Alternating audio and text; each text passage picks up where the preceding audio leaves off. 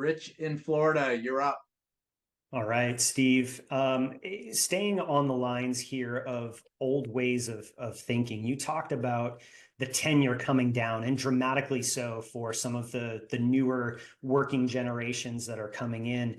I think as the tenure has come down, we've seen the rise of the side hustle or the rise of consultancies, right, that are popping up doing fractional work here and there. So I would love to get your take on where you see all of that settling down. Do you think companies adjust and start working with that dynamic more, or do you see them adjusting their priorities and some of their policies to start to draw people away from that and back into the workplace full time?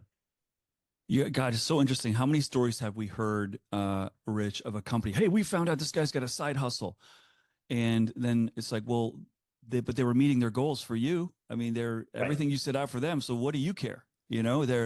And it's just an interesting debate.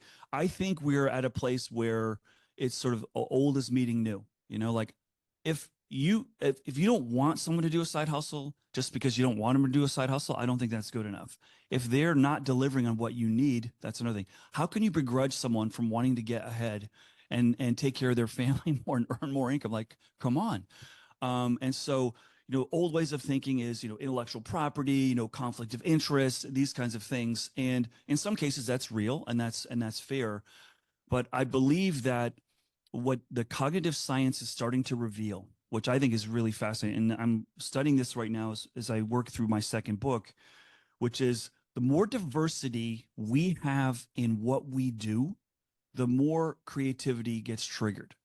The longer you keep someone just doing their thing, and this is how the architecture works broken. Like, you got to stay in this track. You can't apply for another job until you've done it for 3 years. And if we like you and you got good ratings, then you can apply to somewhere else.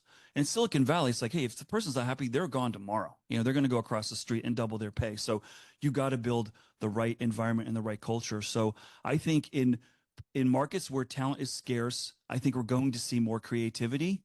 But I still think that there's a lot of resistance out there from this being something, and a lot of people are doing the side hustles dark.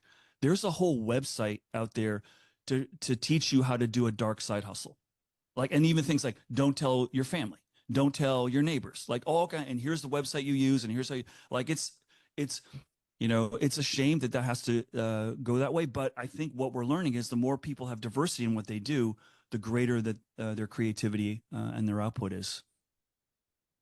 Thank you. Yeah, thanks.